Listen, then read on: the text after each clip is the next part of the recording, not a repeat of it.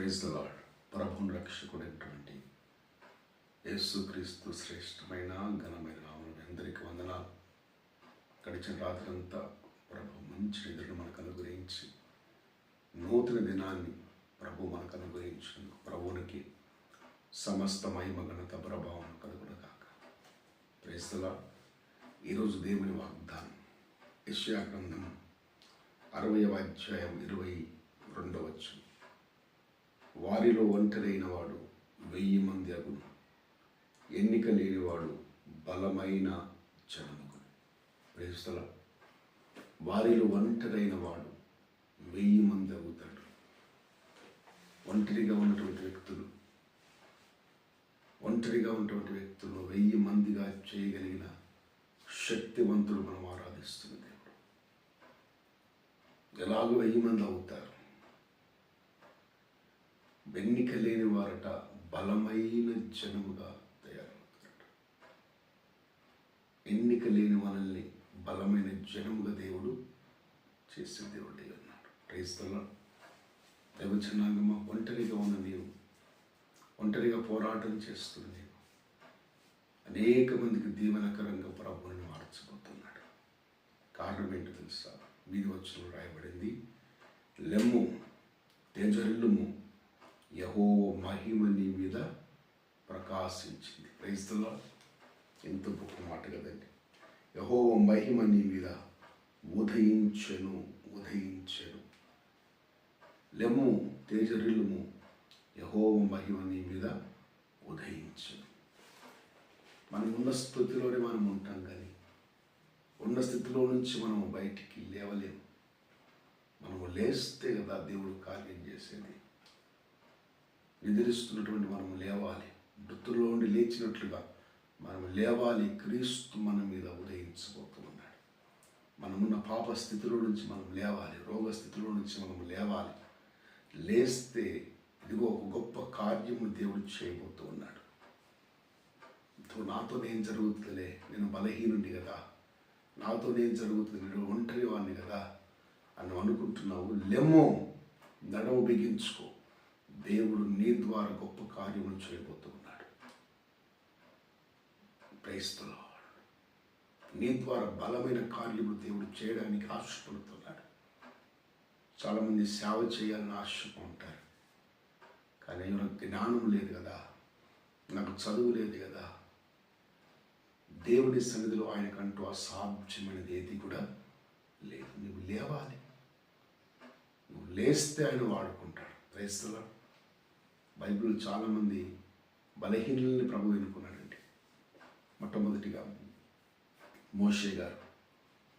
దేవుడు వారిని పిలిచినప్పుడు వారు అన్నారు, అయ్యాలను మాట మాంద్యము గలవాడు, అనగా నత్తివాడను, నేను మాట్లాడలేను. ఫరో అంటున్నారు. ఫరో ముందు మాట్లాడాలంటే నత్తిగా మాట్లాడితే అందరు నవ్వుతారయ్యా.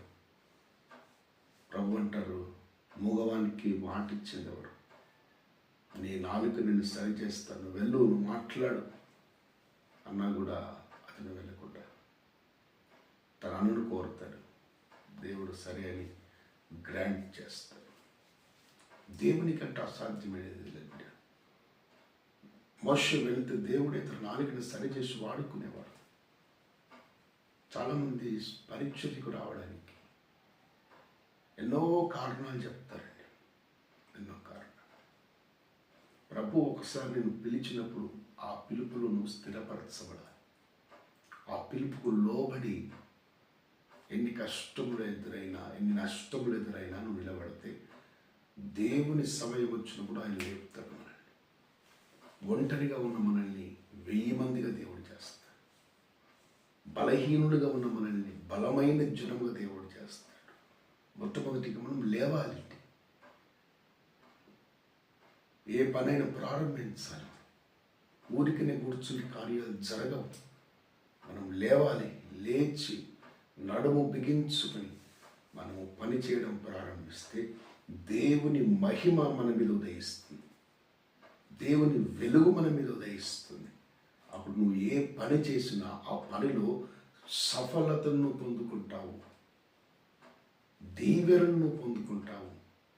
ఏ పని, వ్యాపారమైనా, చదువైనా, వివాహమైనా, గృహ నిర్మాణమైనా, మందిర నిర్మాణమైనా, ఏదైనా నడుము బిగించుకొని ప్రారంభిస్తే దేవుడు నీ జీవితంలో వెలుగును ఉదయింపజేస్తాడు, మహిమను ఉదయింపజేస్తాడు. Praise the lord. మనం కూర్చున్న చోటికి అన్ని రావాలంటే రావు బిడ్డ. సహోదరుడా, సహోదరు, బ్రదర్, లెమ్ము, తేజరిల్లాలి. మనం తేజరిల్లే వ్యక్తులంగా ఉండాలి. మన వెలుగు లోకములో కనబడాలి. మన వెలుగు లోకములో కనబడాలి. అప్పుడు నువ్వు ఒంటరిగా ఉన్న నిన్ను 1000 మందిగా దేవుడు చేస్తాడు. బలహీనమైన నిన్ను బలమైన జనముగా దేవుడు చేస్తాడు. యాకోబు బలహీనుడే, కానీ ఒక బలమైన జనముగా దేవుడు చేస్తున్నాడు. యాకోబు ఒక పురుగు వంటి వాడు, స్వల్పమైన జనం, కానీ దేవుడు యాకోబును బలమైన జనముగా చేసి ఉన్నారు. అనేకులకు, ప్రపంచమంతటికి దీవెనకరమైన జనముగా దేవుడు చేసి ఉన్నారు. ఈరోజు నీ భవిష్యత్తుల గురించి నువ్వు ఆలోచిస్తూ బలహీనపడుతున్నావు. నీ పిల్లల గురించి ఆలోచిస్తూ బలహీనపడుతున్నావు. నీ కుటుంబంలో ఇంకా ఏం జరగబోతుందో అని భయపడుతూ ఉన్నాను. అంటున్నాను, ఏది అయినా దేవుని చిత్తమే జరుగుతుందండి. నువ్వు లేవాలి, లేచి నువ్వు తేజరిల్లాలి. దేవుని మహిమ నీ మీద ప్రకాశించబోతుంది. దేవుని మహిమ నీ మీద ఉదయించబోతుంది. లెమ్మో, బలమైన కార్యములు దేవుడు నీ ద్వారా చేయడానికి ఆయన ఆశపడుతూ ఉన్నారు. ఘనమైన కార్యములు నీ ద్వారా చేయడానికి దేవుడు ఆశపడుతూ ఉన్నాడు. ఎందుకు కూర్చున్న చోటే ఉంటున్నావు? ఎందుకు కార్యము జరిగించలేకపోతున్నావు? ఎందుకు కాలు కదిలించలేకపోతున్నావు? ఎందుకు లేవలేకపోతున్నావు? యేసు నామములో నిన్ను లేవలేకుండా చేస్తున్న ప్రతి బంధకములు కాలిపోవును గాక. లెమ్మో, క్రీస్తు కొరకు ప్రకాశించే జ్యోతి వలె నిలబడు. ఘనమైన కార్యములు దేవుని జీవితంలో చేసి బలమైన జనముగా దేవుడు నిన్ను చేయునుగాక. ఆమేన్. ప్రార్థన చేసుకుందాం. పరిశుద్ధుడైన తండ్రి, జీవాధిపతి, నీకు వందనాలు. ఇంతవరకు మీరు మాట్లాడిన ప్రతి మాటను బట్టి మీకు వందనాలు. అవును తండ్రి, మేము లేవాలి, తేజరిల్లాలి, నీ మహిమలో మేము నింపబడాలి. ప్రభువానికి స్తోత్రం. అయ్యా, అదిగో మేము బలహీనమైన జనమే, మేము ఒంటరి వారమే, కానీ మేము నీ సన్నిధిలో నిలబడితే మీరు బలమైన సాధనముల వలె మమ్మల్ని వాడుకునే దేవుడై ఉన్నారు.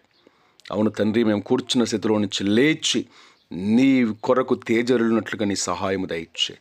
నీ మహిమను, నీ వెలుగును మా మీద ప్రకాశింపజేయమని వేడుకొనిచ్చున్నాను. బలమైన సాధనముల వలె మీరు మమ్మల్ని వాడుకోమని వేడుకొనిచ్చున్నాను. వాక్యం విన్న ప్రతి బిడ్డను మీరు దీవించండి, ఆశీర్వదించమని. వారి బలహీనతలన్నిటి నుంచి విడుదల దయచేసి నెమ్మదిని, సమాధానమును బిడ్డలకు దయచేయమని. ఎవరు బలహీనంగా ఉన్నారో వారందరినీ మీరు ముట్టి బలపరిచి స్వస్థపరచమని యేసు శక్తి కలిగిన, ప్రభావము కలిగిన నామములో అడిగి వేడుకొనుచున్నాము తండ్రి. ఆమేన్, ఆమేన్. దేవుడు మిమ్మల్ని, మీ కుటుంబాల నిండారులుగా దీవించి ఆశీర్వదించునుగాక. ఆమేన్.